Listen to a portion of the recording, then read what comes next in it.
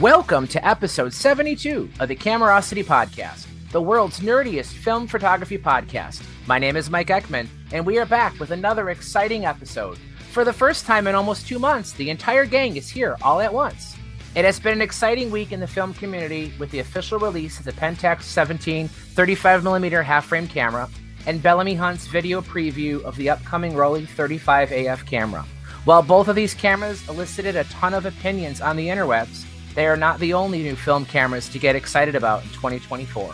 If you remember, way back in episode 52, we had Marwan from Silvergrain Classics, who is working on a re-release of an all-new Widelux, and we're happy to welcome him back again. Marwan is back to hopefully give us some updates on the camera's progress, but also to give us his insights into what it is like to make a new film camera in 2024. Before we get to that, though, let's do some introductions. From Gainesville, Florida, where it is very hot and humid, is Anthony Rue. Hey, Anthony, please tell me you have central air conditioning where you live. Oh, you could not live where I am without it. It was 105 heat index today, 97 degrees. Enough to melt film in the camera. Next, from Sydney, Australia, is camera influencer Theo Panagopoulos. Hey, Theo, when is Photo Thinking's review of the Pentax 17 coming out? As soon as Pentax send me one, because I'm not buying one, to be honest. It's not my cup of tea. I'm really glad they brought one out, and I'm really happy for them. And it's a great release, but it's not for me. Finally, from Yellow Springs, Ohio, fresh off the plane from Ireland, is Paul Reibel. Hey, Paul, did you regret your decision not to take any Leicas? Yeah, actually I did. The files from the Fujis were great. I enjoyed using them, but I got home and I picked up the M10R and just said, oh man, what have I done? So it just means I got to go back. A real quick, I guess it'd be an addendum for last episode. One of the questions that was asked about during World War II, if the Allies purposely avoided Kodak's plant in Stuttgart when during bombing raids. And after the show was posted, William Hamblin commented that the Kodak AG plant in Stuttgart was bombed in 1944 because by that time the Germans had converted the factory to making fuses for 88mm artillery shells. So I think what I was trying to say was, if the Americans knew something wasn't a strategic point, we probably avoided it. But that certainly does make sense that if the Germans had converted some of these plants to wartime production, then we probably would have targeted it. So thanks, William, for that correction, I should say. Looks like we got a waiting room full of people. Why don't I start letting them in? We've officially exceeded the Brady Bunch. Well, the 9 box has been blown away. I'd be happy with a 12 box. We're up to how many people do we have here? 1, 2, 3, 4, 5, 6, 7, 8, 9, 10, 11, 12, 13, 14, 15 people. Well, welcome everybody. We just got started. We just finished the intro. We have Marwan here from Silvergrain Classics. Marwan was on episode 52. So 20 episodes ago, can't believe it's been that long. We talked about all panoramic photography, not just the Widelux, but of course, a good segue into his project. Marwan, for anybody who missed that episode, why don't you give us a short introduction to yourself? Where are you located? What is Silvergrain Classics, and what have you guys been up to? Thank you first that sent me the invitation. It was last time really fun, and I would love to join all your shows because, but it's very late for us or very early. Depends how you see it. Well, Silvergrain Classics is a magazine for analog photography. And we are available only in print. We made that decision that we wanted to have something physical in your hand. And the idea is to cover everything that has a relation to analog photography. On one side, the photography side, the art of photography, but also the technique part, film developing, enlarging, all that stuff, darkroom work, and also everything that's related to studio photography, light metering, so all the things that you need in order to create a physical image. And we don't want to rely on a microchip that or software or Photoshop post-production. So we are a quarterly magazine. We have 100 pages printed on high quality paper. It's done in Germany, but it's in English language. And it goes now at the moment to more than 70 countries worldwide, where we ship everywhere, and we have even readers in Greenland. I was very surprised about that. Wow. That's And awesome. and you mentioned the Widelux project. That came out of an article that we had with Jeff Bridges. We were interviewing him, and during that discussion, he suddenly got the idea, hey, you guys live in Germany, close to Wetzlar, where Leica is located. Do you think it's possible to bring back the Widelux? It was just in his mind all the time since the Widelux or Panon in Japan ceased production. He wanted to revive it always, but he never thought it was possible. And then we researched it, and well, it was possible, and then we started that project. Yeah, Silvergrain Classics, it's an excellent magazine. I absolutely agree with the idea of keeping a magazine dedicated to analog photography in an analog format. And, physical images. There's just something about the tactileness of old cameras, seeing in negative. The first time I ever saw slide film in medium format was just like awe-inspiring. Like it felt like magic again, compared to the types of cameras that I used when I was younger. What digital photography can do is cool, on a technological standpoint. But when you see a physical image, something that's tactile, that exists, that the photons of light that you saw with your own eyes is what made that image. There's nothing else like it. So I have some questions for you. We want to hear what's going on, what's the latest. But I alluded to in the intro, this has been a super busy week. I already know this because he kind of spilled the beans early, but Marwan is in possession of the Pentax 1.7, which I know a bunch of people did. I made a little joke with Theo about when his website is going to have his preview, and he doesn't have one, nor do I. So apparently Theo and I are not influencers enough to have been selected to get a preview copy. But it seems like there's a pretty even mixture of people who are impressed with the build quality. It's simultaneously better than what a lot of people thought. My reaction to it initially was how many nods there were to Pentax cameras from the past. I think I read that the film advance lever was molded after the one on the Pentax 110. Yeah, the 110. The Auto 110. The typeface for Pentax matches that of the 6.7. Yep, he's got it there too. I mean, there's a lot of cool, it looks like a modern version of an old camera, which is exactly what they aim to build. This isn't when the new Yashica came out with that Yashica digital film camera, and it turned out to be a plastic toy, and so many people were disappointed. I think Ricoh, who owns the Pentax brand now and made this camera, it seems like they did their homework. They did the best they could with what they were able to do to put it together. But I don't have one. So if anybody here has had a chance to play with one in person, I'd like to get your thoughts on that too. But Marwan, what are your thoughts? What did you know? I have to imagine you had some kind of insider. We were contacted under NDA very early from Pentax, and we had the chance before Christmas last year to meet TKO in Hamburg. They went on a tour worldwide, and they wanted to get really an idea how the community is thinking about a new camera. And they were really collecting and seriously collecting information. And they listened very carefully.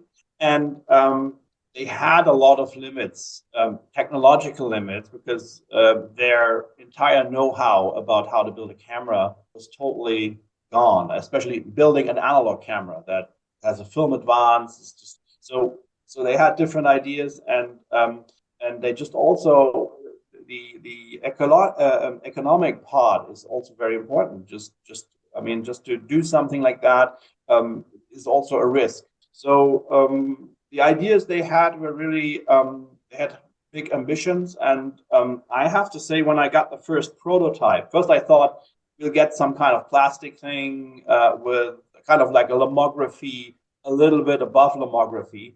But I have to say, this is really a good camera in terms of build quality. They even let us guess what the mechanical part was, and more than 70% of this camera is are mechanical parts in there. So they just try to keep that thing really in a very classic way. And on one side, it is attractive to young people who are used to, the typical smartphone photography, which is in portrait mode as a half frame camera. On the other side, even for serious, or let's call them serious photographers who just say, oh, that's nothing for me, I'm just photographing with my Hasselblad. But sometimes you would love to photograph like you're photographing with your smartphone. And this is kind of like, it goes in both directions. And on one side, it goes to young photographers who say, I just want to switch from digital to analog, but also for so-called serious photographers who say, oh, I only do my RB67, but now I just want to make some kind of snapshots. And with the 72 frames of a half format camera, that really works. And it's really, really well made. You can like it or you can't like it. It's up to you. But I think I totally appreciate that they brought that camera. So it's worth a try. I think the decision to do half frame, I agree with their thought process. If they're trying to appeal to a new market, which is, I'm looking around the room here, probably nobody on this call, trying to transition from a smartphone to an analog experience, the aspect ratio makes sense. I would think that another factor that works in their favor is that with digital photography, especially smartphones, is you buy the camera once and you never have to pay again. Digital photography, that was always the big thing when digital cameras first came out, is you mean I don't have to keep paying to develop film anymore. And to go back to that where you have to develop film, and I like developing my own film. I find it very rewarding. It's way easier than I ever thought it would be before I ever tried, but it's still not for everybody. So I have to imagine that a lot of people who may consider the Pentax 1.7 aren't used to the cost of having to develop their film to actually see their images. And while there are a lot of neighborhood places that will still do film developing and return the negatives, a lot of the mail order options can sometimes be quite pricey. In the US, with developing and scanning and then having things shipped back to you, you're usually looking at about $15 or more a roll.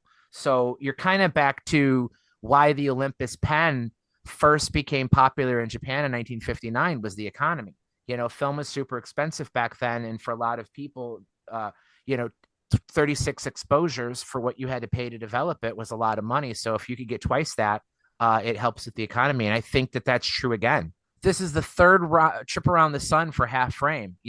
Originally half frame was single frame in the 30s and 40s. It fell out of favor, came back in the 50s and 60s, and now we're kind of seeing it again. Just a comment that Marwan made in terms of this is for snapshot photography. I think we sometimes discount that type of photography a little bit. I mean, if you look at some photographers like Daido Moyama in Japan, his whole photography is based around snapshot photography. So having a camera that makes that easier and with the quality of film these days makes a hell of a lot of sense and probably gets people more interested in that kind of, picking up a camera like that and actually using it. Last year, I went to Japan in November and I took 3 cameras. I took the Pen F, I took the Olympus XA4, and I took a Voigtlander Bessa 2 to be able to shoot 6x9. And now I'm going to be going to New Zealand now in November, and I'm seriously considering picking up one of these Pentax 17s for my rucksack camera. So it would sort of take the place of the XA4 that I had in Japan, and then take I'm going to take my Contax 2A and one of the 6x9s as well. But so for me, I look at that camera and it's everything I want in a everyday carry camera. I don't mind the zone focus. It's a well-constructed camera. It's something I can trust. If I'm flying 17 hours around the world to go to New Zealand, maybe I don't want to take a 50-year-old camera. Get in line because they're already on back order, and Pentax has said that they're going to have problems fulfilling the orders already, and B&H has already shut them off. Yeah. Well, I've got 5 months, so yeah, we'll see what happens. I think the entire, what you find sometimes on the internet about the zone focusing, it's just, it's a discussion about a problem that does not exist. We're talking about a 25 millimeter lens, you know, and you also, and that's what they did really nicely is that in the viewfinder you have an overview which zone you are in. It's kind of like a it's like a simulation of an SLR. You just see the zone you're in, and it's really nice. And you also have that symbol for food and a macro, and then you have that bouquet mode. So I think they just really thought about everything. And I would call it a serious camera, to be honest. I mean, it's just like it feels good. It has a nice design. It's light. Yeah, there are some flaws, but I mean, it's their first try, and I have to say it's amazing. Well, they've proven themselves right. They're sold out. I mean, from a Right. business point of view, what more do you need to say? You produce a product and you try and sell it out, and they've done that. So they've proven themselves right already. So Marvin, I know when you were looking at the Widelux, you said on the last show that one of the things the reason why you did that in a lot of ways was because you didn't have to make a shutter. So what's the shutter in the Pentax? Well, we haven't disassembled it so far. I think they took a shutter from one of their digital cameras. Because when you switch it on, I don't know if you hear that, it makes kind of like a buzzing noise. And even before you release it, it does some kind of electronic motion in there. You can also feel it.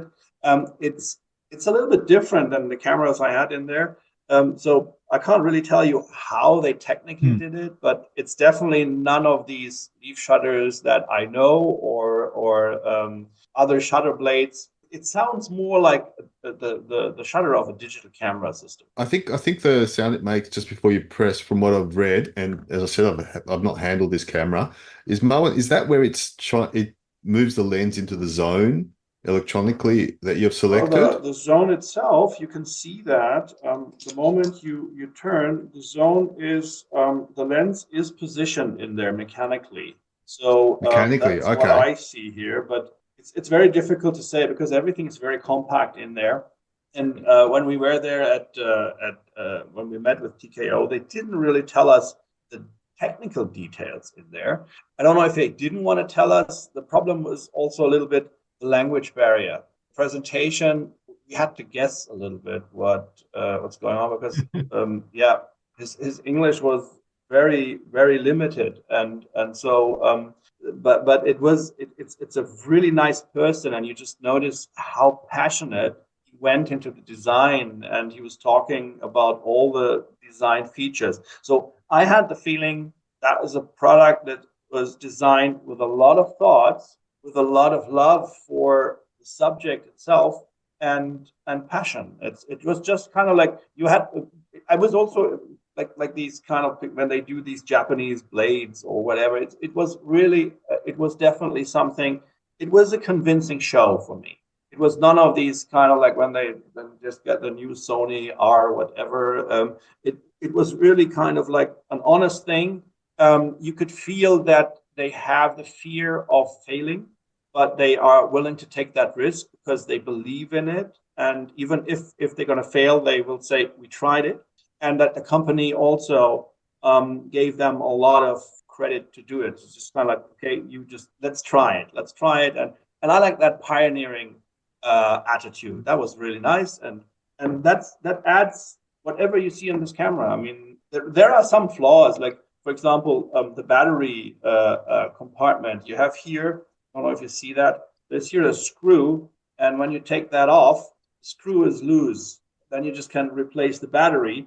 Problem is this small little screw, if it falls down, and then you just might lose it. But these are small things. I think that, but just considering that they really made a good camera and the images are really good, to be honest. I mean, if you just take ECTA or whatever, you don't even notice that it's half frame. Right. Or you take a motion picture film like CineStill, or you just one of these recanned Vision 3s, 50D.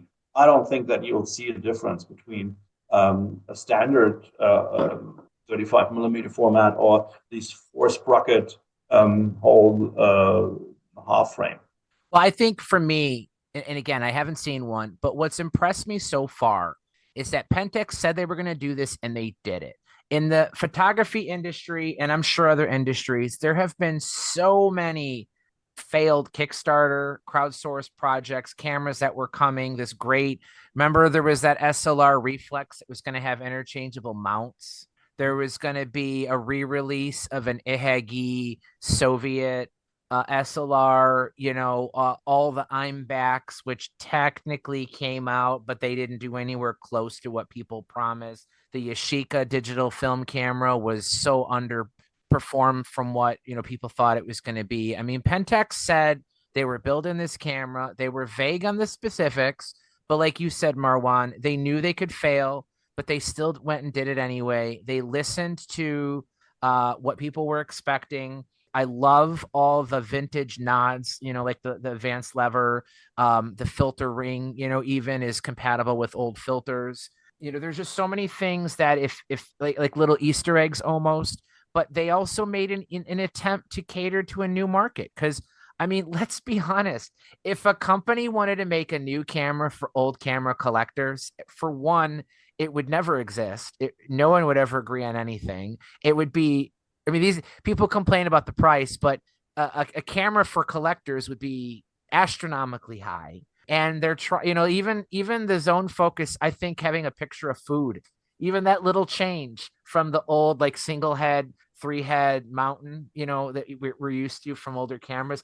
I think even that was a smart move. I think the decision to do half frame was a smart move too. So I agree with you in that, even though I have no insight into what Pentax was thinking or the people at the company who made this were thinking, it is very obvious they tried to appease as many people as possible while making a quality product that does a good job. And like Theo, you hit it perfectly. The fact that it sold out says they made the right choices. You could sit there and nitpick what should have been full frame. It should have this, it should be this, but they're not the ones that are putting their reputation on the line by building stuff. When the embargo was lifted, I think it was around 4 o'clock last week, one day, the YouTube videos just flooded in. I noticed, I was like, where'd this come from? I was like, wait, where'd that come from?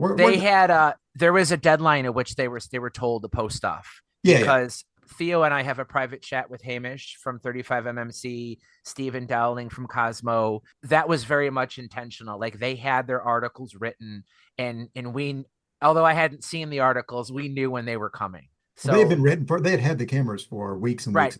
Correct. Yeah, we had it approximately 4 weeks before. Right. The reason why we didn't jump on that was every Tom, Dick, and Harry was writing something, and everybody was writing the same. So it's like, and even their cousins jumped on it, and so that's why we just said we're going to make an article, a printed article, and let's wait a little bit. It's not always good to be with the first ones. Japanese Camera Hunter had a live stream today where he had the new Rollei, the Rollei AF in his hands, and he was turning it over and talking about it. Sometime today, I saw it go by. Sometime this morning, I believe. But if I can jump in with an unpopular opinion, I wish Mint all of the success. I really hope that Mint has all the success with their Rollei AF that Pentax has with the 17. But my God, I'm a guy who loves a small camera, and I've got multiple copies of the Rollei 35. And if I were going to pick a camera to try to like skin to create like a new version of, the Rollei 35 is probably not the first one that I would go for. How many people have you talked to that have like, oh, I love these little plastic dials on the front of the camera to control all the controls. And boy, this camera is easy to load. And so weird. It's so, Anthony, it's the strangest camera. It's just, I mean, I've got right now, I'm down to 2 of them. I've got a Xenar and a Tessar. And I shot the Tessar last week. It's an interesting camera to shoot, but it's not the first camera that I'd go to. And if I were going to design a camera from scratch that sort of ape a historical camera, that's not the choice. I'd rather it have been an Argus brick, because it kind of looks like a brick too. I think that a modern Argus brick, there's that nostalgia factor for Harry Potter fans, that's built into that. But I don't know. And then I noticed today, I saw a close up of somebody else that had a preview copy, that the on off button is right where you have to hold your right hand on the front, right below the viewfinder window. And it's like, I've never seen a camera that had an electronic on-off button that's more or less, where some other cameras actually have a shutter release button. And that's going to be interesting. Interesting design choices. I wish them, I mean, Lord knows we need more good cameras, but I'm much more skeptical about the Mint just on on those issues than I am with the Pentax, which just seems so carefully engineered. You know, there's so many cool little nods to Pentax history, but they didn't try to ape it. And they came up with like an interesting camera that looks totally functional. And I'm cautiously skeptical about the Mint. Wish them all the best. I'm not like trying to crap on it, and hope that people that want that camera, Theo, are happy with it when they get it. But I'm much more, and the $800 doesn't really faze me, because I think that, you know, I think that the Pentax is probably underpriced. If you looked at what like Mike pulled a 1965 ad for Olympus Pens line, and they had a range of like 4 different pin models that year. And if you looked at adjusted for inflation, it was the dead center spec model would have been $500 in 2024 dollars, you know. So in line with prices of historical cameras of that type, the Pen is actually, or the Pentax 17 is actually in line with what is historically what that level of camera would have cost. Especially if you compare it with a lomography model or something like that. Oh, absolutely. I mean, Your point is very valid, Anthony, but you got the numbers wrong. On the Discord, somebody had asked what was the original retail price of the Pen F. They had asked about the original, the 1961 model, and I could not find that. But the Pen F in 63, I found an ad for $139.95.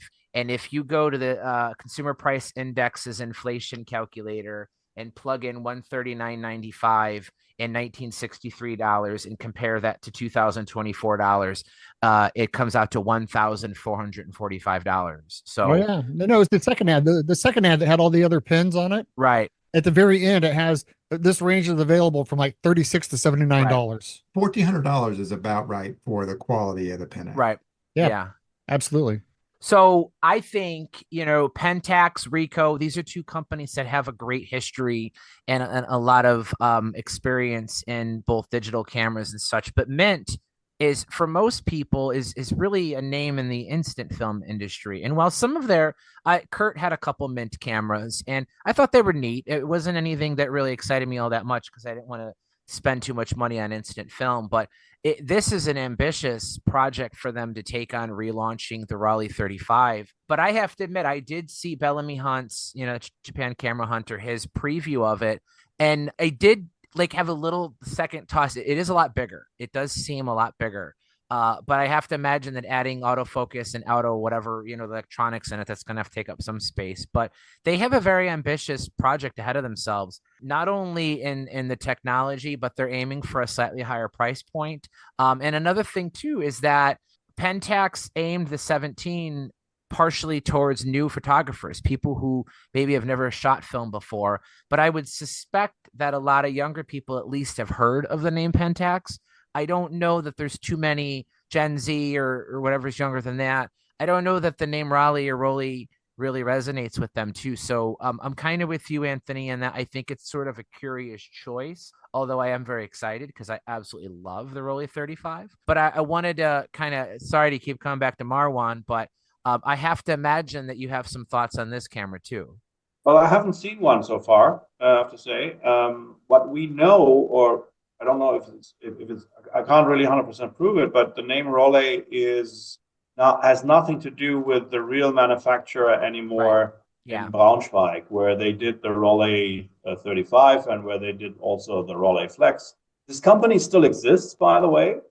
You can still service your Rollei Flex in Germany with even the original people who worked at Rollei factory, but they don't own the name anymore. And Rollei is used for tripods, filters, all that stuff, even films.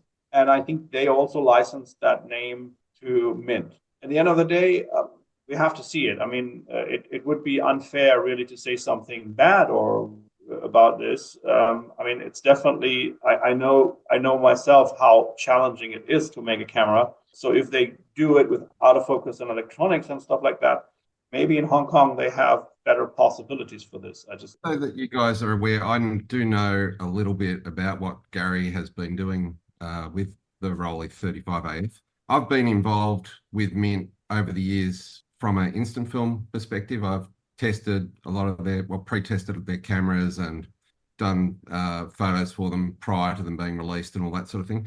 The first thing to understand is that this is a completely different market. Like Mint is doing an initial production run of 500 cameras only. And like, obviously they're planning to do more after that, but Mint has never been a mass production company. It's made cameras that are designed for specific niche markets. You know, there's not a lot of people that'll spend hundreds and hundreds and hundreds of dollars on a instant camera, for example. So they're doing the same thing again here. And unlike the Pentax, which doesn't really appeal to me because it's too simple, that's going to appeal to a new market of photographers. This camera is not designed to target those people that have never picked up a camera before. This camera is more designed to target people like you who have an interest in traditional cameras and you know, stuff like that, and having more control over your settings and everything. And that's why it's been done. And that's probably why Bellamy is so, from Japan Camera Hunter, is so excited about it. Now, as far as I'm aware, Bellamy has the only prototype that is in existence at the moment. But yeah, I believe so. Yeah. Production's commenced. Gary's told me that the first orders will be fulfilled in September. So they're a long way along the process. I've been told I'll get one hopefully to try out in a month or two, but the issue is that everything now is not being done individually. It's all part of the production run for the final launch. So I've seen the press release pack and all that sort of thing. I believe, like, I'm not that familiar with the 35. I believe the new camera is slightly deeper than the old one. It does look a lot bigger. Bellamy admitted I wished he would have had an actual Rollei 35 to put it side by side with in his video, but you can clearly see in his hand it's quite a bit larger. Yeah, look, I think that the new one is around, like, I've got the measurements on my computer, but I don't want to waste time doing that now. I think the new one's around 5 centimeters deep as opposed to about 3.5 or nearly 4 centimeters. So, but in the other dimensions, in height and width, I believe it's the same. And I suppose the other big difference with this camera is obviously it has a aperture priority system, but as well as that, it has the LiDAR focusing. And I spoke to Gary about that, and the reason that they went with the LiDAR focusing is that nobody makes auto-focusing modules anymore over there, whereas they've been able to get that. The lens is a 5-element full glass lens, so it should be very sharp, we hope. That was one of the questions I had, is that the original Rolleis were Zeiss lenses. They made a small number with Schneider lenses, but even in 2002, 2003, when Cosina made the Rollei 35 rangefinder, even that still had a Zeiss designed lens. This one does not. So you mentioned the 5-element lens. It is slightly wider than the original 40 millimeter lenses on the original camera, but do you know who makes it? I've heard rumors. Gary has told me that there have been engineers that were with a particular camera company, which I don't believe I'm at liberty to say, that have participated in the design. But no, I don't know who makes it. I would imagine, like most of the Mint products, it's being made somewhere in China. China, yeah, which isn't always a bad thing. I mean, Paul has been a huge fan of the Light Lens Labs lenses. You've posted about it even as recently as today. So, Chinese made doesn't mean bad. I mean, some of those lenses are actually quite good. So I'm pretty optimistic. I'm really excited, and I agree with you. I think this is a camera more for the old time collector. It's not going to appeal to younger people. I don't think younger people are going to recognize the Rollei name. Plus, it's even more expensive than the Pentax 1.7 is. What's the price point? Is it like $699, $799? Gary's told me it's $799 US. $799. Oh, that was about right. Okay. And I'm real sorry. We didn't do a good job in this episode of going around the room introducing ourselves. Anthony, it looks like you've never been on the show before. Do you want to just really quickly introduce yourself? Yeah, sure. I'm just a professional photographer. Anthony, I'm a professional photographer in Australia, out in the bush. But I have a passion for instant cameras, and that's how I got involved in this sort of thing. And that passion has migrated. I just recently got myself an M7 and really enjoying using that as well. All right. You're a man after Theo's heart. And I came on today not to talk about this, but because you were going to talk about this sort of thing, the Fujica lenses and everything. Anthony, if I remember correctly, we ran into each other at Port Macquarie on beach. Was that you Yeah, that that I might ran have into on the been, yeah, mate. on that morning, 6 a.m. And we didn't actually know each other at all back then. Yeah. But I've followed you since then. Yeah, that's right. That my parents live over there, and it's nice to go out and get some morning sunrises over the ocean. That's right. You turned up with your instant cameras, and I was shooting. I think, funny enough, the Fuji Texas Leica. Yes, that's right. Yeah, I've got the 6.7. Well, I've got both actually. I've got the GF 670 and the 670W. They're my I had to sell most of my other medium format cameras to pay for my M7, and The M7 I was my favorite Leica I ever had. I don't know, something freeing about the automation. I really loved it. And I do promise we will get to Fujica, but I can't miss this opportunity to keep talking about these new cameras while we still have Marwan here. Before we go back to him, with the Rollei, you had mentioned the price point is $799, 500 of them, which is what I heard too, will be available by September. I know they're doing the waiting list and such like that. But with Pentax, they've been very clear that the 1.7 is not, they're not one and done. They're going to keep making more cameras. A lot of people have hypothesized that the body size of the 1.7 is already large enough to support full frame, so that they probably will have a full frame version of that camera at some point. They've talked about an SLR at some point, a mechanical SLR. I assume it'll be some kind of K mount. I can't imagine them going back to screw mount, but maybe they will. But from what I understand, and Anthony, maybe you've heard, but I haven't heard of anything beyond the Rollei 35. Like, do you know, is there going to be something else after that, or is this just what they're doing now? you've got to understand, I suppose, Mint Camera is driven by one guy, that's Gary Ho, and Gary is a visionary designer. He's not actually a photographer. He's an engineer, I suppose, and Okay. he's got into, they started just doing SX70 rebuilds. Then he designed the flash for it, and then they've progressed from there into other cameras. And each camera, the generation that they've produced has been more and more complex and better quality. This is a complete step up, because obviously with the lens, it requires a much better lens on a film camera where the images are going to be enlarged than Yep. on a Instant. on an instant camera. That's pretty much taken up his entire life for the last 3 years. He's worked about, I understand, about 20 hours a day on this project over the last 3 years. And at this stage, there is only going to be the one, as far as I'm aware. Okay. However, obviously, there's going to be more than 500 if that initial, he wouldn't spend this much money and this much time building something that he only expected to sell 500 of.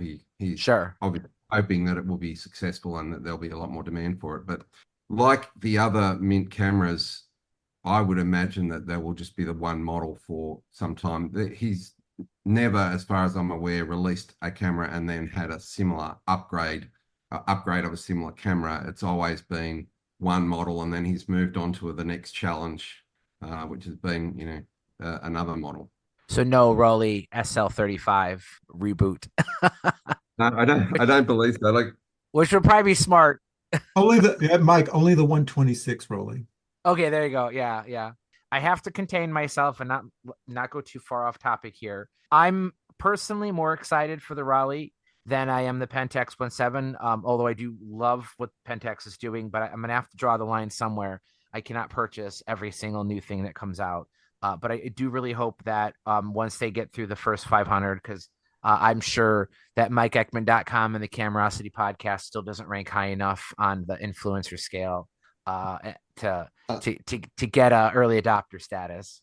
I must admit though, I'll take Anthony's comments before in terms of what he prefers, but he kind of lost me a little bit when he canned the Mamiya 7 last episode. So I'm not taking that.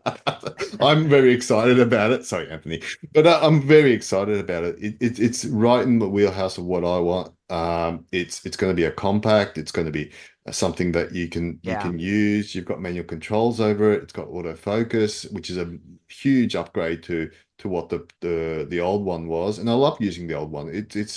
To me, it's a great, quirky little camera, and it's something I love taking with me. Well, and the last thing too is another benefit that I haven't heard a lot of people talk about is one of the biggest cons to the electronic era of vintage cameras, late 70s, 80s, 90s, is we're seeing that the electronics are failing. A lot of the Contax G cameras, they're dying and they can't be fixed. Well, here are brand new electronic cameras that sort of start the timer over again. While I wouldn't expect anything Pentax or Mint does today is going to still be around 80 years from now, this sort of extends a new generation of electronic cameras another, I'll just say 30 years, let's just say, before these things start to fail. So hopefully that we know enough about what has caused electronic failure in, we'll just call it the first generation of electronic cameras. And maybe these things have the potential to last a little bit longer. I mean, I don't know. I'm just guessing, but this is kind of breathing new life into the compact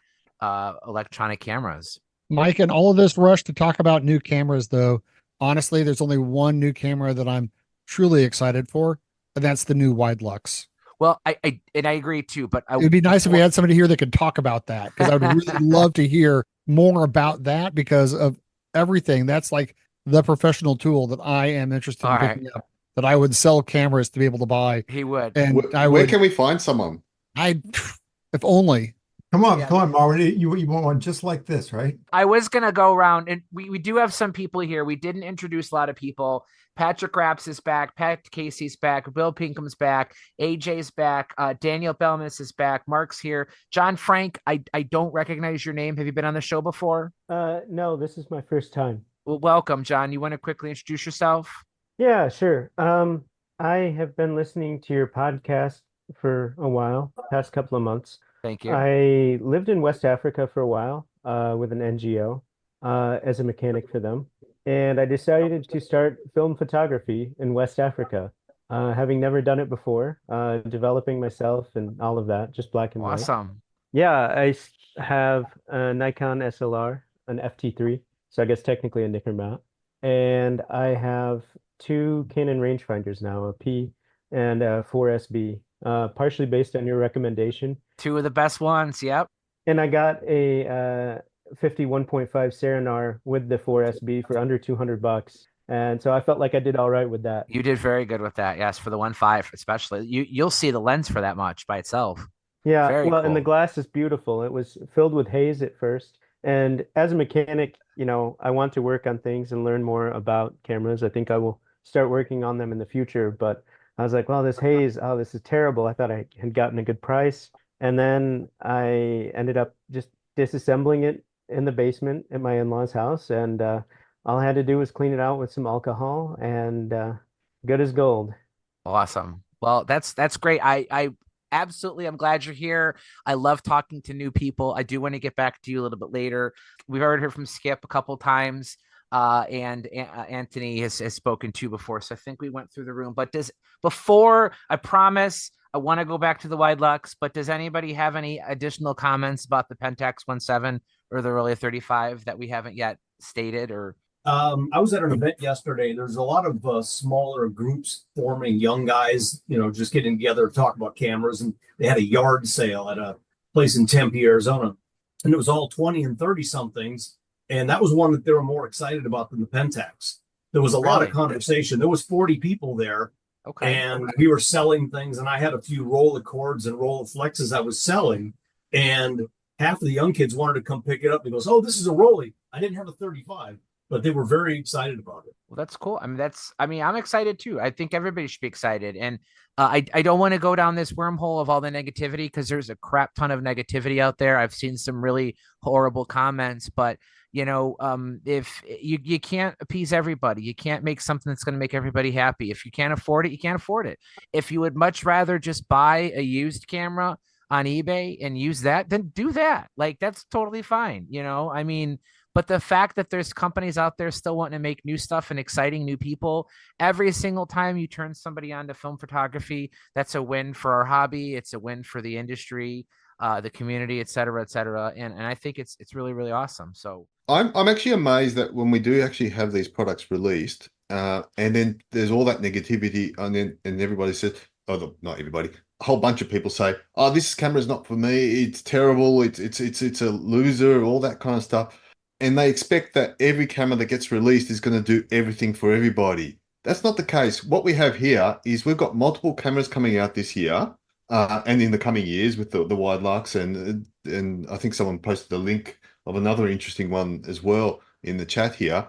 And it's actually quite exactly what we want. We want multiple cameras to come out to cover the multiple uses for multiple people. So stop complaining and just pick the one you like, or don't. Just, move on. Yeah. One thing that Marwan mentioned, I think we underestimate how portrait oriented a lot of young people are. Yeah. I have like two 30-year-old kids, and they think like that. And I was at a Brooklyn meetup, film meetup, and a woman was shooting with a Pen F or Pen FT. And she was asking me about it because I'm such an Olympus nut. And I talked to her, and she had the lens cap on it. And she would take it off, and she'd take one picture, and then she would whine, and then she would put the lens cap back on. And she said, "How can I get better?" I said, "Shoot more film."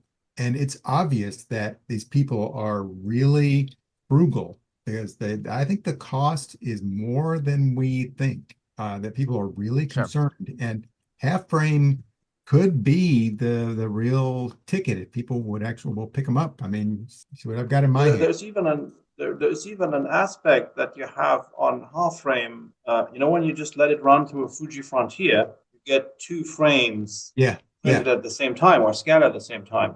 And I went a year ago. I wrote an article about that. I just made a trip to Brussels, which is my favorite city, by the way. And I had the Olympus Pen F with me, the Pen FT. And I was just photographing there, and it's, first of all, it's very easy. You don't have to think about taking 20 rolls with you, because this is really filling up 72 rolls and having more the way of photographing with the Hasselblad with 12 frames, that style, putting on a half frame camera. You are amazed what you get. And then suddenly, when you have this collection of double frames next to each other, that's even a randomly interesting way of going through your own work, and I think that is attractive for a lot of people. On top of that, and it's a new way of looking at things. I mean, this is a half frame that I've got a Canon Demi that I've got semi-still 50D loaded in, and it takes forever to get to the end of these rolls. Paul sent me a couple rolls of an Ilford film that you got 72 normal exposures per cassette. What was that film, Paul? Do you remember? It was HP FP. No, it was I can't remember. HP 572. Yeah. It was a very thin base. They made a super thin base film where you would get 72 normal exposures. So put one of those in a half frame camera, you're going to have it for a year or longer. There's a podcaster's chat as well as your bloggers chat, and somebody that has insight into the world of Kodak and Ilford came on to say anonymously that there was a fair amount of pressure behind the scenes by both Kodak and Ilford on Pentax to make it a half frame camera, because the film manufacturers are having a difficult time meeting demand, that they are not able to produce enough portrait, they're not able to produce enough color film, and that they had leveraged pretty hard that the world didn't need another full frame camera right now. What they needed was something that allowed consumers to stretch the existing film stocks, which is an interesting idea. I mean, who knows whether Kodak actually had any leverage on Pentax at all, but it's an interesting idea to think about, that the film manufacturers themselves, and I mean, we see this, and that Kodak did release that plastic Ektar half frame camera of their own. Mm-hmm. So it wouldn't surprise me if behind the scenes that there wasn't some sort of a pressure to encourage people to buy less film but shoot more. Interesting enough, Fuji is actually just ramping up production in China again for Fuji film. Now, I don't know if it's going to be rebranded Kodak or Lucky or whatever, but people are missing the main point here is, even if it's not Fuji's own recipes, we're actually getting someone making film that will be available for people to use. And it might not be your favorite film, but guys, it's gone. A lot of that's gone. So, Yeah. the fact that we're getting something is a lot better. Can I say one last word about the Rollei? Go ahead. I think that if they have any marketing sense, they will sell them with dents in the corners. Right, Paul, how many? Yeah. Well, you could actually, maybe two or three, just to make it a round number. They could have the Taylor Swift dent, the Lenny Kravitz dent, or you could even have like your favorite photographer pre-dent the camera for you, and it'd be like a special edition or something. We can always have a new camera that's a bit like this Ricoh Auto Half, because then you get the half frame in a body that's a little bit similar to the Rollei Skill Square things, and we can dent these as well, and then you got the best of both worlds. Such an interesting camera. Yeah. All right. So, Marwan, finally, the build-up is here. You've come back.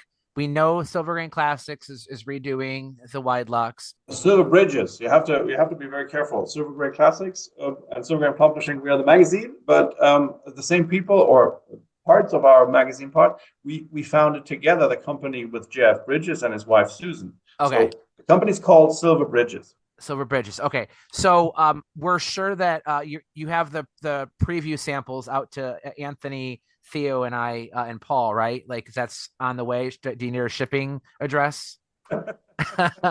No, we're like, so where are you at? I mean, are we going to see anything this year? Well, unfortunately, not now. But what I can tell you is that, in the last issue, or no, in issue 22, we made a bigger announcement about the status where we are. Because one thing was, what will be the name of the product, and everybody assumed it will be Widelux, and the name Widelux is also available. But we wanted to be 100% sure, so that's why we called it Widelux-X. So it is kind of like it will be the new name of the product will be Widelux-X. Jeff made also some jokes about that. If you speak that very, very fast, and you then you might get some kind of some thoughts, Widelux-X, Widelux-X, Widelux-X. So he found that very funny. So helping to market it. But we have finished the entire redesign, because what we did was a reverse engineering, and it's a little bit different to what Pentax is doing and what the people with the Rollei are doing, because they are making a new camera. We are taking an old camera, studying the design, and just name it, copy it with modern technology. So that's a little bit of different. On the other hand, we also we are trying to improve the camera in certain senses, because the Widelux itself was never really a 100% reliable camera. It always had this prototype feeling. Over the 40 years that it was produced, it was never really a camera where you could say it's like an M3. It's bulletproof, and you never had that with the Widelux. And we are trying also to get all these flaws out of it. The part of the prototyping where we are in now will be added soon to a stress test. That's the next step, where we are just checking that the product that runs that we finished will also be able to fulfill the high levels that we have, because what we don't want to have is a camera that is unreliable, because that's the worst thing that could happen, and Sure. Especially it could also ruin the project. So we really try not to reinvent the wheel, because some people also, and that comes back to the people that you can't please everyone all the time, is that the demand is, I want this, and why don't you add that on top of this and another function on top? We don't want that. We want to get as close as possible to the original, trying to get all the problems out that the original had as good as possible, and even try to design the camera in that way that parts could be used for existing Wideluxes. We can't tell at the moment if we can cover all the models with that, but we also want to give a support for old Widelux cameras, because especially Jeff is a person who is really thinking about sustainability And his idea is to save an old camera is better than throw it away. It's not about making maximum profit and planned obsolescence and all that stuff. He also wants to support those artists that have a camera that is broken because of one small wheel in there or a ring or whatever, so that we can support them with spare parts. Yeah, that's really awesome, because you had mentioned the almost prototypeness of the original models. They all had quirks, and in some regard, you guys are sort of fighting an uphill battle, because you could be successful and release the Widelux-X with the exact same reliability as the original, but you may end up having some of the same concerns of the original model, and people who aren't familiar with the original model may see that as a flaw in yours, when in reality they were always like that. And one thing that I found very cool that I learned from Jeff Bridges actually has a website where he talks about the Widelux and has tips for using it. And one tip he gave that I've not really heard many people talk about is he mentions priming the lens. Before you shoot it, you literally take your fingers and pull it across the film plane a couple times. Mm-hmm. And that does not expose the film. The film is not exposed unless you actually press the shutter release. So yes, you can actually grab the barrel with your fingers and stretch it across multiple times. And it sort of like loosens the gears, sort of. And the reason that he mentions that is he says it helps get you a more even exposure. And I have an f6 that I got from a guy who told me, he said, this camera works, but it does have uneven exposure. You know, when you shoot your image, you're going to see the banding. So I read that tip on Jeff's website and I tried it. And sure enough, it made a difference. Like, I shot a couple images, and when you do that kind of priming, it does end up making the exposure a little bit more even. I don't know if it's just spreading the lubricant around or just exercising it in some way. So that might ultimately be like part of even the Widelux-X. I don't know. Maybe there's a way to avoid that with better lubes or something. Who knows? But there's one advantage that we have, and that the people from Panon didn't have back in the days. I mean, the camera was designed in the 1950s. The tools they had back then were totally different than what we have today. We work with companies that are in the optical industry, and some of them are even in the defense business. So that means they are doing high precise products, and they do it in small scale. So they don't produce thousands of units. So they do kind of like 300 to 500 units per year for something, and it has to be cost optimized. And but on the other hand, in high precision. And that is possible today, and that wasn't possible 30, 40, 50 years ago when the Widelux was designed.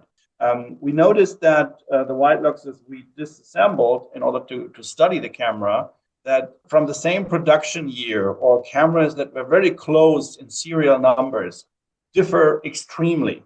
So if you do service and maintenance for these old cameras, the service and maintenance people, they really had to have an understanding of micromechanics, because it was kind of like it always had to be adjusted so that it worked. You had mentioned some of the optimizations and improvements you're looking at.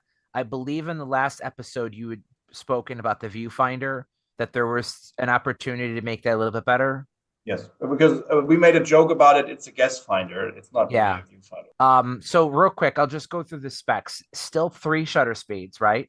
Yes. That is. I can say something about that. Why we made that decision. First of all, the technology and the 1/15th of a second. If you use an 800 film, an ISO 800, you can make really freehand photos at night with it without a problem. If you push it 1 or 2 f-stops, the photos Jeff does behind the scenes are done most of the time with in very dark environment. So the 1/15th of a second is more than enough. Increasing that would really complicate the camera and would increase also the possibilities of failures. Still, you're going with the 26mm f2.8 lens, same yes, specs? The lens size is limited by the size of the barrel. Because the barrel is giving you the focal length, and because we redesigned that, we have to go that way. The lens design itself is very simple. So we thought about different lens designs, and we talked also with lens designers. The funny thing is, because of that slit that you're using, even if we would go to an apochromatic, whatever, Leica, Zeiss, you name it, design, it would not really improve the image quality. So with a good, proper lens design that we have, if we just keep the quality or increase it a little bit from the existing lens design, we get excellent images. Now, I have a Noblex, which is also a swing lens camera. They made them in 120 and 35. And one of my favorite features that Noblex offers is multiple exposures. Is there any plans for that? At the moment, no, because a multiple exposure would mean that we have to, the Noblex can do that because the Noblex has an electric drive. So that means the film advance, in our case, film advance and the escapement and all that stuff is coupled together. So in order to do that, I think that might be a possibility that we could do on a later stage if we have a working camera, we have a working system, then we can start to think about improvements in this case. But we don't want to take any risk. It's just really for a small operation like ours, it's too dangerous to go too high. It makes sense. You don't want to be too ambitious and fail. But for anybody who doesn't know, on a swing lens camera, multiple exposures are more than just double exposures like you think about in a traditional camera. One benefit of multiple exposures with swing lens is that you're essentially stacking exposures. So if you're in low light, I saw an image that I can't remember the guy's website, but there was a blogger who did a review of the Noblex, and he was in a subway that had people in it. And he had the camera on a tripod, and he kept triggering the shutter, but only when people weren't there. And he was able to stack something like 16 exposures all on a single frame. And it resulted in an image of the subway completely empty, even though there were actually people there. And it was actually a really neat effect, but that's a very specific need. So I could certainly respect not wanting to risk the way they call it, scope creep, where you plan too many things at once. But yeah, that would be cool for the Widelux-X 2. We also thought that's one of the things in the design phase. We thought about taking the shell of the Widelux and putting in an electric motor. The thing was that we thought that, especially when we go for the first launch, that people want a mechanical camera. It's a little bit this feeling it has to be mechanical. It's like you want to make, let's say, you want to do a Rolex or whatever, and you say it's a quartz movement, but it looks like a Rolex. So people would maybe, I don't know how you guys see it, but obviously the mechanical part is something that people love. So I have all three of these swing lens cameras, and that include the Russian as well. And the thing I like about the Widelux and the Horizon is when you press the shutter, it starts right then. You use the Noblex, even though it's the lens is a little better, the swinging is better, got much more flexibility and longer. Depending on how long the shutter, you have to wait before the shutter starts. So there's a certain type of image that if you're looking for with a Noblex, you better plan really well and use fast. Yeah, the Noblex is a typical tripod camera, I have to say. I name it like that because it's rotating always 360 degrees, and the rotation process starts even before the shutter delay, definitely.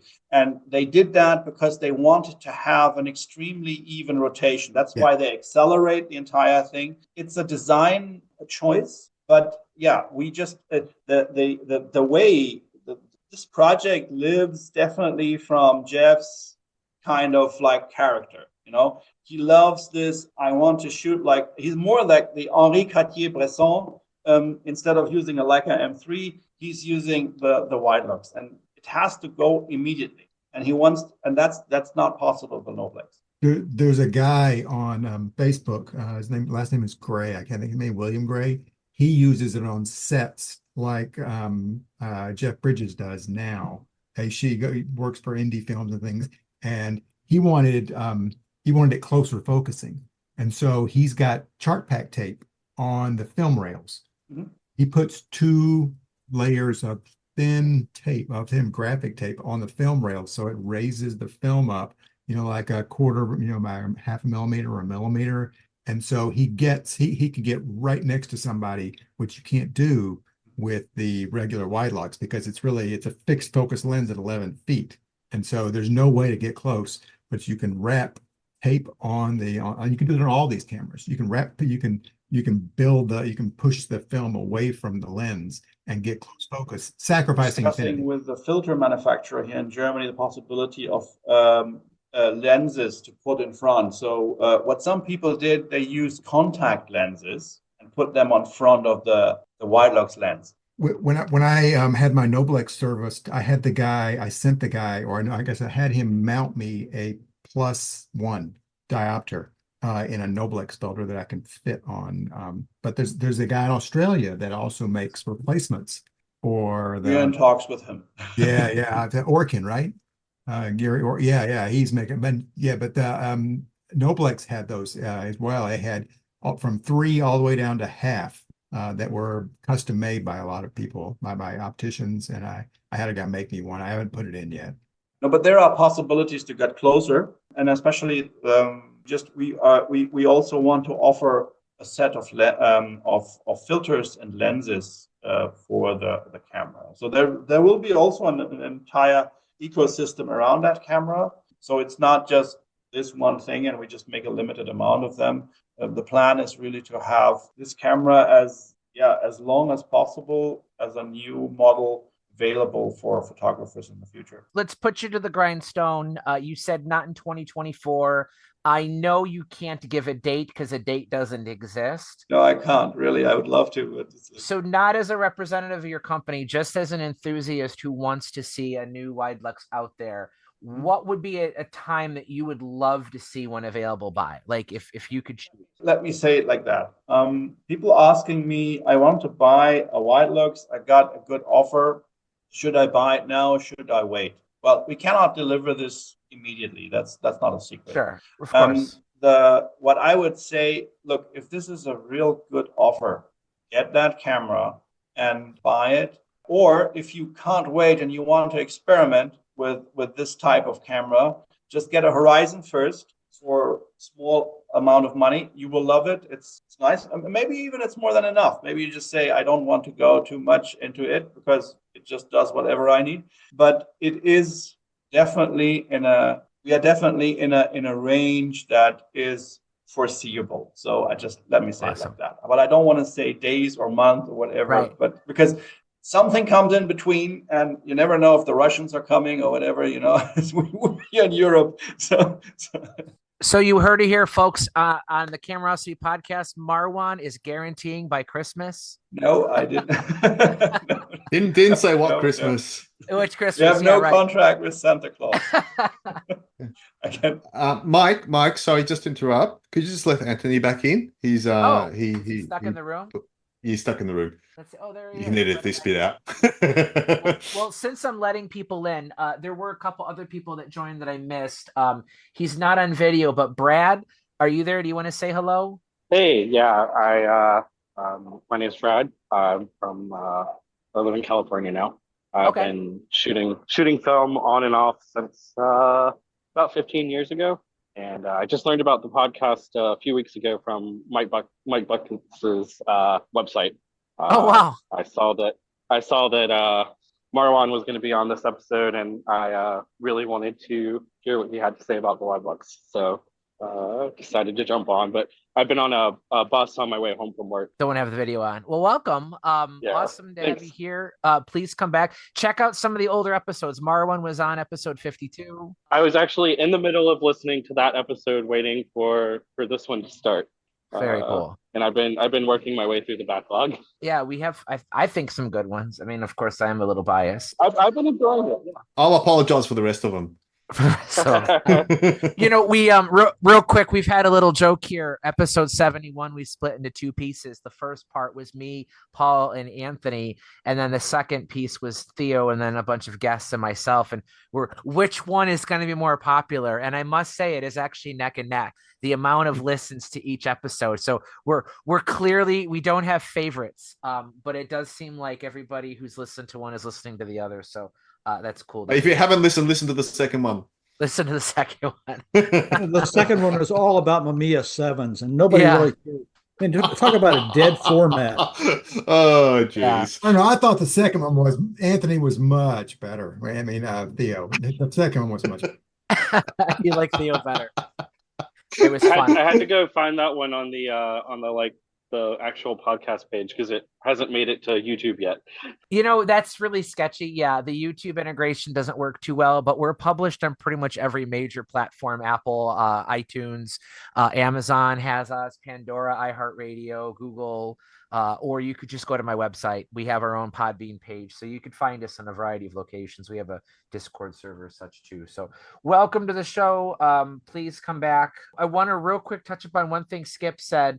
And then I'd like to move over to discuss Fuji, because I think we have a good segue here. But Skip, you said you have all three swing lens cameras, but you have to know about the ViscoWide 16. I don't. I've thought about buying a ViscoWide 16. I have not.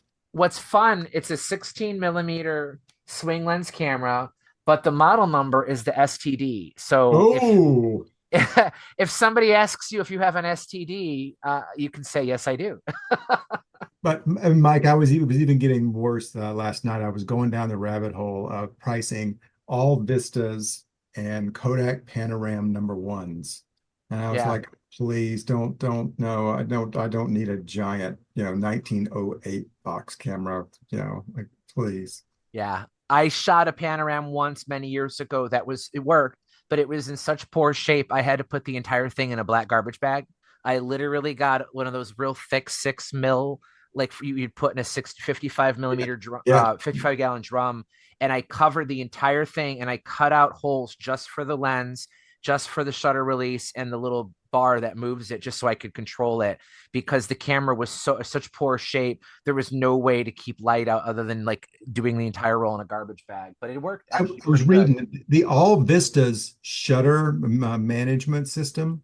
They have little fans, and you put that came with like 5 of them, and the slower you want it to go, the bigger a little 2-bladed fan you stick on the thing, so when it spins, the air resistance makes the thing turn slower. And I thought, boy, that's nuts. Yeah. There they are. 5D. Oh yeah, you've showed that before. I'm trying to find a lens for the dang thing though. There's no lens on it. That's too big. I'd want the mini, the little one. You talking about Fujica too, and Fuji cameras. I think an excellent segue. Anthony is here, and he had mentioned earlier that he is real familiar with Mint, and he really does like a lot of instant film cameras. So I'm not going to talk about Instax, so don't worry. My first offering here is the FP1, which is it uses the peel apart film. What was it? Polaroid 660, a lot of the 600 films, I think it was called. But more recently, Fuji's HC 110, the HC 3000. Or FP. I'm sorry. Yeah. This stuff was HC 110. Thinking developers, but this is a really neat camera. Konica had a camera very similar to this. I can't remember what it was called, but from about the same era. Very, very simple, rudimentary camera, bellows, but it does have a huge and very bright and easy to use rangefinder. So it's a rangefinder camera, instant film. You just put the pack film in the back, you get 10 exposures out of it. And I actually was fortunate enough to shoot this camera recently with some still frozen or refrigerated leftover FP film, and I was quite impressed with the image quality it had. And if I had one wish for something to come back from the dead, it would be this style of camera. I would love to see somebody make viable peel apart film that looks good and it performs better than even what Polaroid Originals is doing. Such an attractive camera. Seriously. That's really nice. I mean, this was made in the 80s. So this is a 1980s bellows folding camera, and it folds up, like you would expect any bellows camera to. Pretty big, but because, they have to account for the area for the film pack to be. Otherwise, the camera would be physically smaller than it is. Even the Polaroid reporters, well, you can buy them for $25. I mean, they're basically a pack film camera. I mean, they're not an NPC 195. Right. I still have some 3000 in here. I'm waiting for a good subject to use my last frame of 3000. Use it before it goes bad. It's Yeah. I think it's probably there. God knows what this has been through.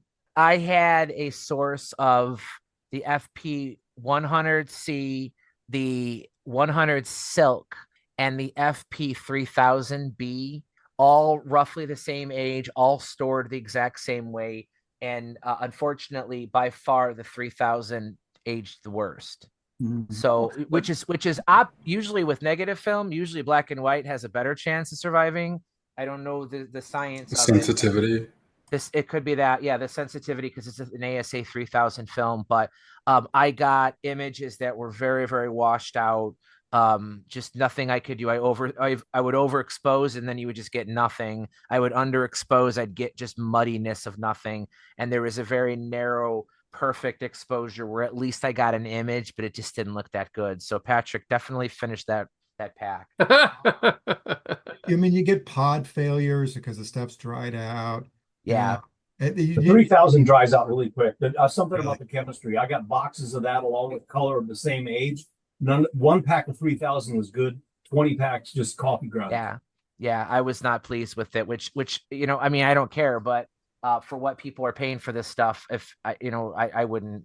I would be very disappointed if I paid the going rate for some of that film and got the results. But the color still is viable. If it truly has been stored properly and refrigerated, you can get packs that expired in like 2015 through 2018 is about when they stopped making it. And those are still usable. But I mean, you're talking ticking time bomb here. The coolest one, though, if you can find it, and it would be very rare if you do find it, was a 6x5. Positive, negative, black and white. Negative. Yeah, that's really cool. That stuff is just great film. And if you clear the negative is I won't say it's as good as Kodak sheet film, but it's very, very good. I remember shooting at that stuff, and out in the field with a big tank. That was Matthew Brady time. Yeah, so you use sodium sulfide to clear the negative. Yep, and it worked very well. You can use bleach to clean the pack film negatives that you get like streaking and such, but you can't get a negative out of those. I'm pretty sure that the bleach method only works with FP3000. I'm pretty sure Really? It doesn't with color ones, but it does give you a really nice negative on the black and white films. Oh, it makes sense that it only work on black and white. I found that the older FP3000, you just lost the blacks. It lost the high contrast if it hadn't been, or if it was older, even been well cared for. If you got stuff that was fresh, you had that beautiful, full deep black through to white. And as it got older, you lost that. But if you were to scan it and then, just do an adjustment in Photoshop or something, it came up looking great still. So the information was still there, just less contrasty. Yeah, it'd be nice if there were machines to save, like Polaroid originals did. But I was randomly walking around Santa Barbara with my wife. We were on vacation, and I had a Rollei-X with me, and I hope you don't hear the dogs in the background. But someone came up to me, and he used to be a Polaroid engineer, and I got talking to him about like what if they could revive pack film. He was like, "Oh, not a chance. We had vertically miles of machines to make pack film. They're not going to be able to re-get those machines if they're not standing anymore. It is millions of dollars of effort to do so." They're all scrapped. All the old Polaroid machines were all scrapped, and Fuji supposedly scrapped theirs too. Somebody tried to buy them, and they said, go pound sand. I think it was Bellamy. I seem to remember he was. I think you're right. I think you're right, Mike. Yeah. I've just started using Instax Wide. It's not as good, but it's good. It's fun to use.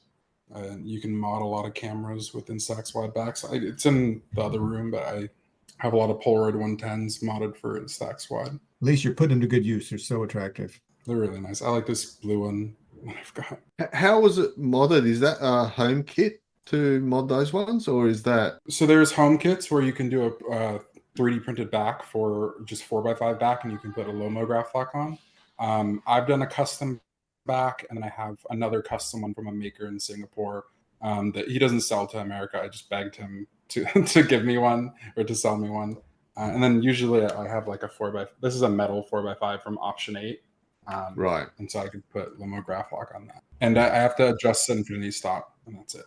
Right. Because I've got one that's got the 4x5 already installed on it, but I've seen that I've recently just come across a 120, a Polaroid 120, and I want to possibly do that as well. And I've noticed that they're selling kits now online at eBay where you can actually do it. And I'm just not sure if they're as good.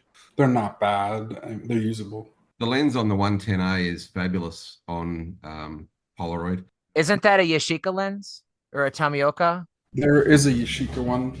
I've got the 120 with the Yashinon.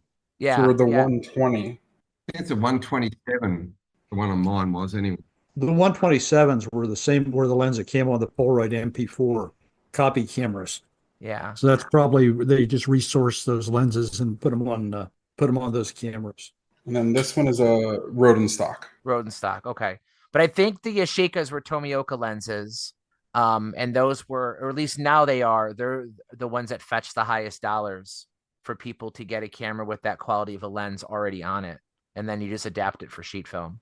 All right, what does Theo have? His has got the adapter on it. Yeah, I got a parts 120. This is moldy, and I got really lucky that I could clean it off. Good. This is the 110B, I think, and it's got the Rodenstock Widelux-X. I'm not quite sure how to pronounce that. 127mm. This one's fantastic. This one's already been modified. And as I mentioned, I've got the 120 as well, which has got the Yashinon lens on it. Yeah. Which I want to do something with because obviously it's not going to be much use as it is. But I'm in two minds with that one because I know that once you do to the 4x5 conversion, you're pretty much can't go back on that camera. Right. It's a one-way conversion. It's a one-way conversion. So, and I have seen the 2x3 Graflock back conversions as well. And those you can actually reverse out. So I'm kind of caught in two minds with that one. There are the 3D printed ones you can reverse. They usually just install into the hinges. Right. Yeah. This one, the metal ones, you can't because they drill them in there. Doesn't make any difference. It's just too impractical to carry and use. Like, it weighs a ton. I shot a lot of Instax wide, but I used the Mint RF70, which looks very familiar in design to a Fujifilm GF670. It's got a lens on the front with a bellows, and it takes Instax wide film. It shoots in manual and auto mode, and it's great. The lens is okay. It's not as sharp as the 127mm is, but it does go down to f5.6, which gives you really shallow depth of field on such a large finished product. And it's a way that you can get something that doesn't need to be modified, that comes with a warranty, and it has auto mode and flash, whereas all of the older cameras, I've got some beautiful old Instax modification cameras and stuff, but they're all fully manual, which I really enjoy using, but not for family snapshots and other things of that nature.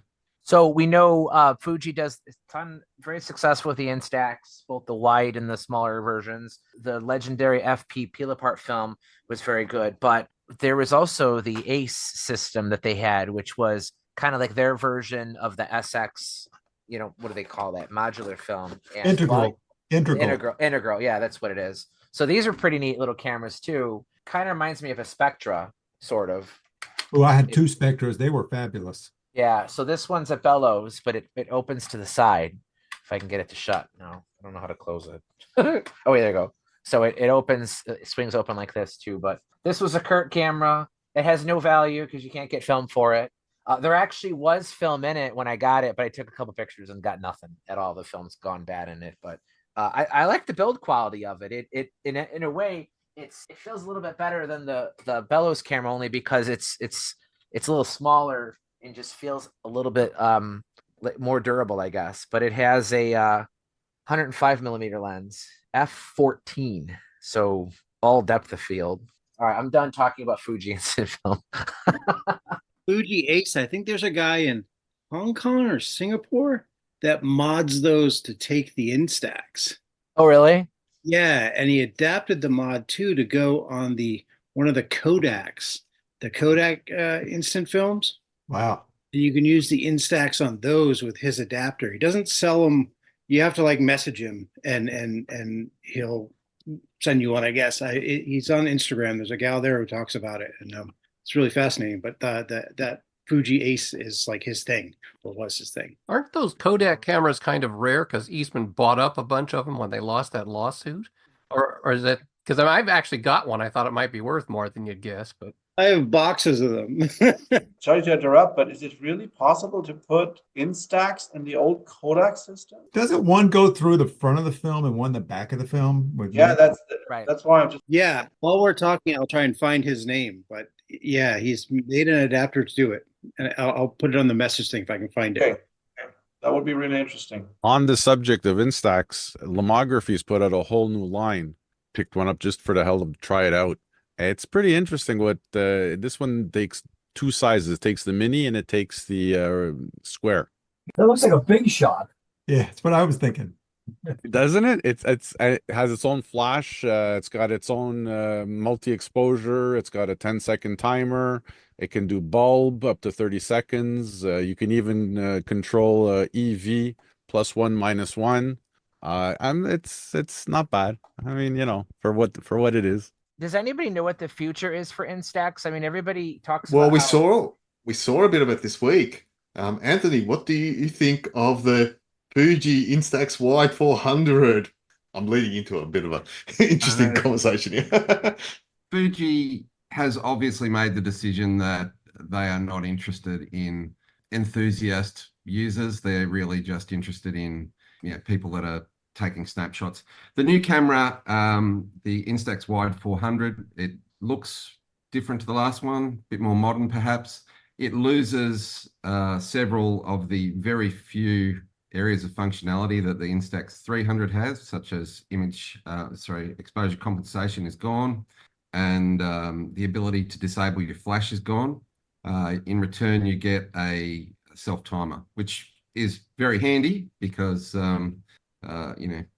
being able to jump into the photo would be really nice. But yeah, it's obvious that they're not interested in catering, or certainly with that the Instax Wide film, they're not interested in catering to the market. I'm with you. I've got the 300, and it's definitely a snapshot camera, and they've gone even more basic, haven't they? Yeah. The very first Instax Wide camera that was created was called the 500 AF, and it is a fabulous camera. It had autofocus, obviously, from the name. The lens, I think, was definitely slightly faster. I think it was f9.8 instead of f12, but don't hold me to that. But as well as that, the viewfinder was fabulous. It was just like a really big viewfinder, whereas, it looks like if you're using a 300, like this one here, trying to use this little tiny viewfinder here, it looks like you're peeping down a peacock. It's really bad and very inaccurate. Whereas the original one was fabulous. But yeah, that's the last effort they made to make a decent one. They've done slightly more advanced cameras in the Instax Mini format and in the Instax Square, but the advanced one that they had semi-advanced one they had in Instax Square was pretty much killed off, and now that's just a pretty basic model that they offer there as well. So Instax Mini is the only hope, but it remains really successful in Japan particularly, so we can be thankful that we're going to have some form of Instax film for a very long time to come, hopefully. And of course, if you want a more advanced camera, then Lomography and Mint are manufacturing those, and of course then there's all of the mods that are done by Option 8 and others like that. And with the new cameras, if they make them smaller, we can still just keep modding them onto cameras we like. What kills me about Fuji though is they were like Kodak, they were film first, right? I get that. You make your film, but then you make cameras to encourage people to buy more film. So the cameras are the mechanism for selling more film. So they already had Instax. They already had Instax Wide. They clearly saw that they're making money off of this, but why they chose not to keep making better cameras that use that film just befuddled me. Like, why didn't we ever get even a semi-pro Instax Wide camera? Even something similar to the FP1 that just takes Instax Wide. I don't think they ever made anything like that, and I don't get it. I have to wonder if it's like Kodak, who used to make lots of film and still do, but what they used to do was make really basic. I mean, there is a few exceptions, but they tended to make fairly basic cameras with the idea being is let's just keep the market enough so that we can keep making the film, and other people will make the more advanced cameras, which will help sell more film. I'm wondering if that's their theory, but that was a different world back then because people, there was a lot of other companies making cameras back then. So I'm not sure if that really applies now because you do have lomography, you've got Mint and so on, but it's not like you've got a Nikon or a Canon. True. Even something with manual shutter speeds and a glass lens, that does Instax wide. Mike, they don't care. They Not don't care. interested. I know. R&D dollars are scarce and they don't get the budget. And just like my daughter ordered 2 Instax minis for a wedding and ordered 200 for 200 pictures she ordered. And they used them for a party for the wedding. And that's what they want. They want people to buy 20 or 30 packs and use them up as quick as possible with disposable cameras. And they don't care about us. No. I think that there's a fundamental thing in that they see their market as, primarily it's teenage girls, Japanese teenage girls, and then secondarily it's people, that are in that sort of 14 to 25-year age group around the world. And most of those are not camera fans like us. And so there's just no market in the sort of market that they're looking at to have a more advanced camera. The film, fun as it is and great as it is, it has extraordinarily narrow dynamic range. It is really challenging to use. So, I don't think that it has the potential to be used by professionals the same way that FP100 and that sort of thing used to be able to be used, because you look at an FP100 shot and it's just like a print from a lab. Like, it's beautiful. It's got all the tonality and everything. Instax is not like that at all. Oh, we tried the Instax with the Hasselblad bags in the studio, and you got that Hassi PB from Thailand, and there are different manufacturers who did that also for the Mamiya RB67.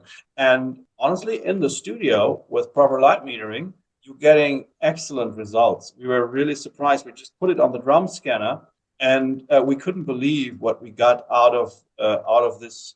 Made an article about that, and I think for niche manufacturers who just make custom products as an addition for a Hasselblad or a Mamiya, I think the film itself is really good. Well, it's better than the alternative, which is but you have to know what you do. I mean, it's nothing. It's not a product you just can use and you just guess and the next thing it's ISO 800, which is also a little bit. You need a ND filter in front of it in the studio, but it works and it is really kind of like a good feedback. And comparing it to a portrait that you shoot later on, it is kind of like really helpful. So I can really recommend to try the Hassi PB bag. It's excellent. It works really well.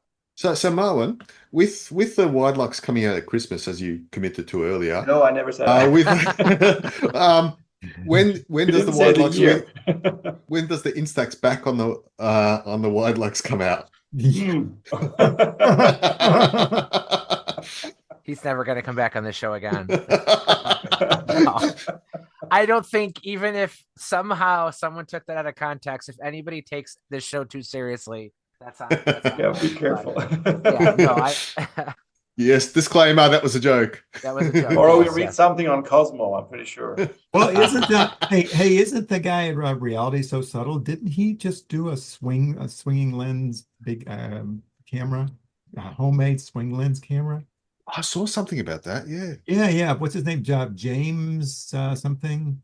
He had some mad scientist pictures of him working on a swing on a big. It looked like a one of the the giant Wideluxes or the giant Noblexes. It looked like it was that big that he was working on. It had a pivoting lens on it and everything. A swing. Was it 120? Yeah, it was 120 or bigger. Okay. I think it was bigger. I think it may have been 4 inches tall. Okay. Before Panon made the Widelux, their original camera was a medium format swing lens camera, and there is a Noblex for sheet film. I don't know how many of them were ever made, but they did make a sheet film. Well, there's two Noblexes. There's 2 big ones. There's a 150 and there's a 175. Right. Yeah. They made more models than I ever realized before. I Verizon originally also made a medium format Yeah. one in Yeah. very limited numbers. That was to the end of analog, of the peak of analog photography before the digital revolution. Yeah.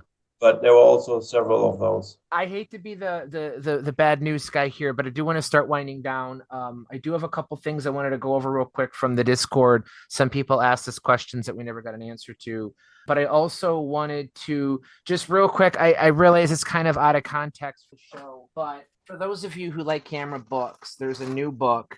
I just got a copy of it this past week. It's about Argus. Jeez, This was Louise. done, yeah. This was done by Phil Reitzma and Mike, or I'm sorry, Mike Reitzma and Phil Starrett, who've both been on the show before. Bob Kelly, Ron Norwood, who are both part of the Argus Collector Society. But I mean, if you look at the size of this thing, it is 478 pages long, including the 480, including the index. Most pages are full color pages. The amount of information, like I could have never in a million years guessed there's this much to know about Argus.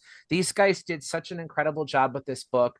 It is every bit on par in terms of quality, how it's written, the amount of information in here, on par with, I'd say, like Bob Rodoloni's Nikon rangefinder book, almost maybe even to Larry Gubas's Zeiss photography book. This is an it's like the logger books.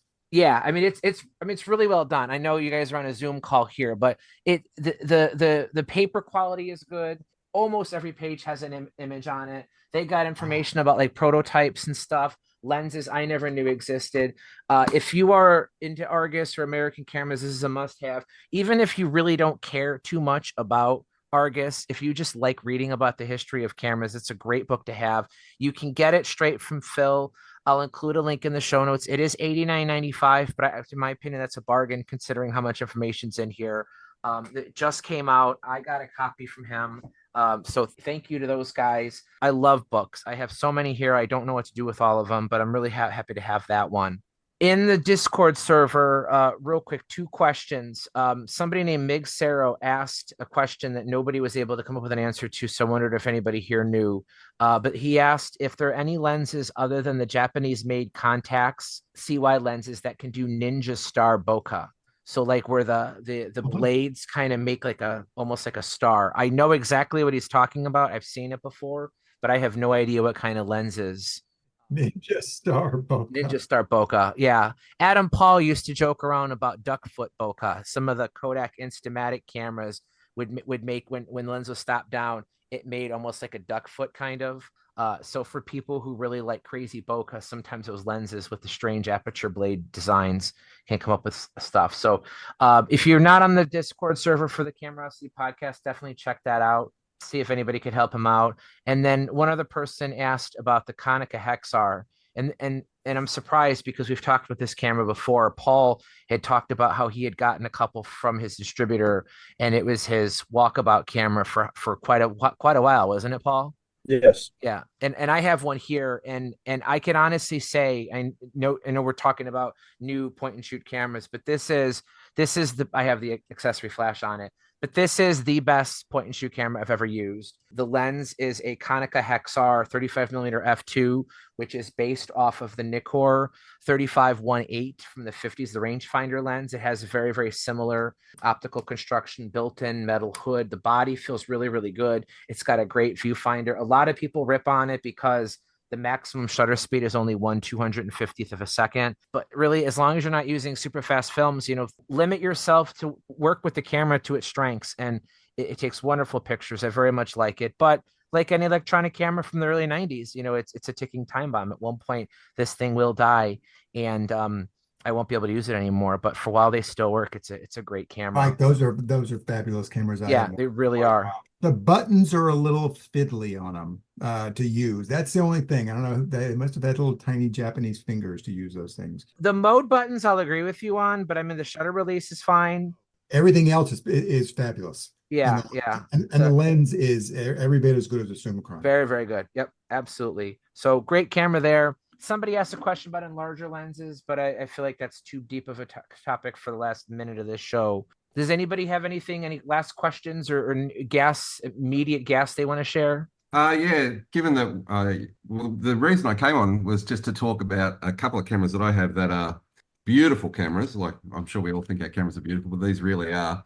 They are the Fujifilm GF670W here, which is a wide version, and the original GF670, which is a bellows version. These cameras were manufactured, well, I think they were the last medium format cameras actually made. They were manufactured in the 2000s, and I think the GF670 was still available up until 2017, I believe.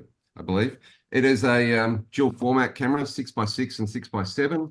The GF670 has a 80mm f3.5 lens. It is glorious. It has the most silent shutter I'd ever heard until I got the 670W, where you can't even hear the shutter. And it's just a really, really pretty camera. It looks like a beefed up X100, I suppose. And so the 670W has a 55mm f4.5, which is unbelievably sharp. It's like a 10 element in 8 group lens, just amazing. And the results I've got out of it are incredible. You mentioned the silent shutter. Tesla and some of the other EV car makers had to add like speakers to the car to make noise when they're crossing so people can hear them because they're so quiet. I feel like that's a feature this camera needs to have because the shutter is so incredibly quiet that even in a dark room, you can barely make out the tick of the shutter firing. When you're outside, you have no idea the shutter fires. And I wish I could go back in time and ask the engineers to add a fake or some kind of beep to let you know the shutter fired, because you can't tell. Like you don't even feel a little vibration in the camera, nothing. You just push a button and you just have to assume the picture took. Funny you should say that, Mike, because when they released the W, which has an even quieter shutter, it has a tiny little LED. Oh, does it? Underneath that just flashes red when the shutter goes off. Okay. So you know yeah, that's at least something. Is the 6x7 version, is that the one there was a Voigtlander version as well? There is, yeah. Yeah, so these were made by Casina for Voigtlander and Fujifilm. So the Bessa 3 and the Bessa W are the same cameras. The Fujifilm one was available in chrome internationally and in black in Japan, or maybe black and chrome in Japan. The Bessa is only available in black, I believe. So, but there's no difference other than the badging, basically? Yeah. Absolutely zero difference. And there is no 6.6 or 6.7 version. The same camera does both. Oh, yeah. You turn a little knob here and baffles will move in and out of play.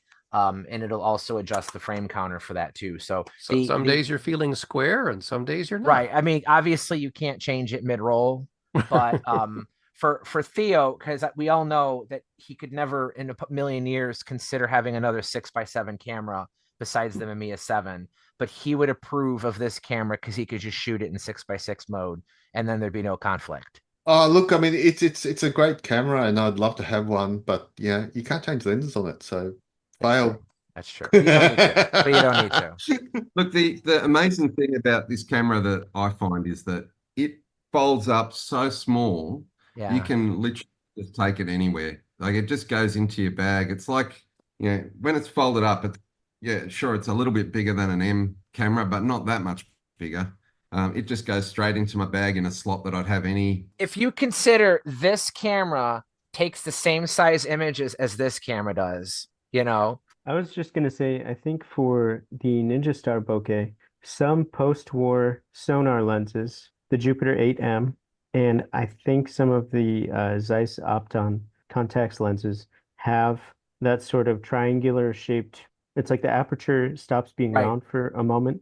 And I think that's apparently to help with focal shift. But I also have noted that on the Canon 51.4 LTM, the Japanese Simulux, that also does that. So you might have to do something. You might have to torture the lens. You know, it's not a natural shooting condition, but you might be able to coax that sort of bokeh out of those lenses. There you go. Thank you for that, because I didn't know. We didn't get to talk nearly as much about Fuji as we could have. We didn't even talk about Ricoh. We had hinted at that, but I think it was well worth it. Marwan, thank you so much for coming on the show. This is the second episode you've been on. You are welcome to come anytime. I realize it's the middle of the morning now for you. What time is it right now? It's 4 o'clock now. 4 o'clock. So he's almost ready to wake up and start his day. And here we are. Yeah, exactly. And start building the Widelux. Yeah. for Christmas. But For Christmas. I do appreciate you coming here. I wanted to hear your update on the Widelux anyway. Absolutely. Yeah. But I mean, because I've emailed you before when I was working on my review. But the timing of the Pentax 1.7 and the Rollei 35. Marwan, make sure you watch Bellamy's announcement video. During the video where he's showing people the Rollei 35, on his desk is a Silvergrain Classics issue. Exactly. Yes. So yes, I don't know if that was intentional. He was like kind of name Well, dropping. he was writing for us, and we worked with him very close at the beginning when we started. And Bellamy is a close buddy of ours, so we always exchange ideas and talk with him. So Bellamy is a nice guy, and he has kind of like good contacts. Awesome. Good to know him. Mike, you going to do Ricoh next time? Yeah, we'll try. We'll try to actually get to the original topic we were going to do. I'll talk about this beast. Okay, perfect. Well, until next time, I think we're back to our normal cadence. So we should be recording our next episode, July 8th.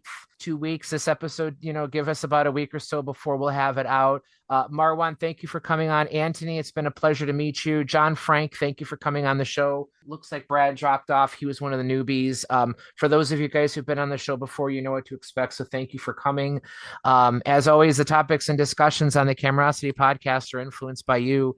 And if it hasn't been an episode more obvious of that fact, it's this one. So thanks everybody. You guys have just one thing. If someone is interested, our latest issue with Muhammad Ali on the cover, we just contact me if you like, and we can send you a discount code.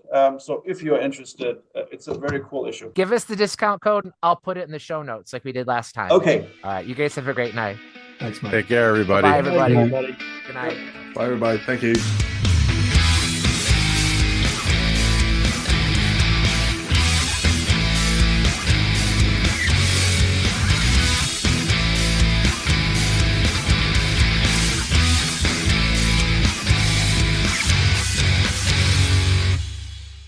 Mike, are you wearing shoes? No shoes. No shoes. Okay. Uh-uh. Good. I usually don't though. So